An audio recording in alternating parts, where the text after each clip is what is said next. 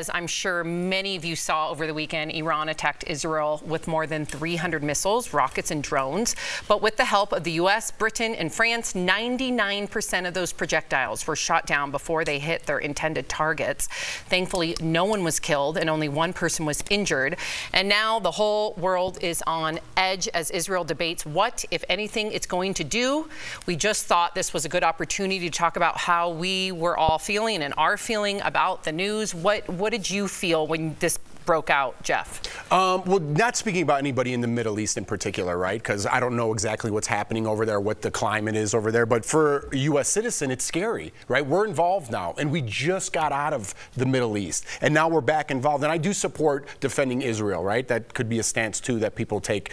Whatever. I'm scared because it's a presidential year. And if you look at history, a lot of presidents flex their muscles in wartime, right? And it also wins them the election. I'm not saying that's what Joe Biden's doing here, but if history taught us anything, it's that. And it's a good time for Joe to say, everyone thinks I'm weak and old. I'm going to show you how strong I am. So that is what scares me, just being a election year. To get back into another war, I think that scares. And the power that is around the world now with nuclear weapons, it's scary. What? Yeah. I first of all, I agree with you. Joe Biden has come out and said he will defend Israel, but they will not aid in any retaliation right now. I just want to be clear with that.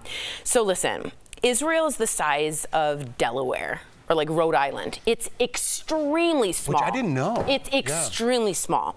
And it is surrounded by large countries that hate Israel and want to kill the Jews. Let's just be very clear about that. Maybe certain governments. Certain governments. We need to be careful with what we say, because I know a lot of the citizens of those countries, not all of those citizens, want to erase Israel, but certain governments. The governments, the ones in control of the bombs, they want to take over. Now, Israel is the only democratic spot in that entire area. So the U.S., Britain, France, NATO, we have a strong concern about keeping that safe. I, as a Jew, have a strong concern of having a homeland for my people, because otherwise there ain't nowhere for us to go. So I hope that we continue to protect Israel. I'm so proud of the Iron Dome that protected as the military took and saved missile attacks. I'm thankful to the U.S., British, and French soldiers, but this will continue to happen. Iran is backed financially by Russia. They have nukes or are close to having nukes.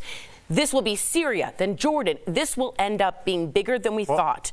So it scares me a lot. I do want to jump in here and just say, like, we don't want to oversimplify this. Like, this situation in the Middle East has been ongoing for as long as human beings. It's pretty simple, Hal. It's not that complicated, to be honest. The reason that they fired rockets was because 2 weeks ago there was an attack in Damascus at the consulate in which an Iranian general and his advisor were killed. On soil of Iran. On the soil of Iran. Course. I don't know how many countries would take a direct missile attack and not have any kind of response. Iran's decision was to fire missiles, but also giving a heads up. I knew about this Friday. I'm a black dude in Colorado. It's a way to say we have to respond, but we don't want to do this. I follow a lot of history. You have to understand, and Jeff, you were kind of saying it earlier, with the military might, none of these big countries want that smoke. Because I totally disagree with you. I think that's an absolute wrong statement.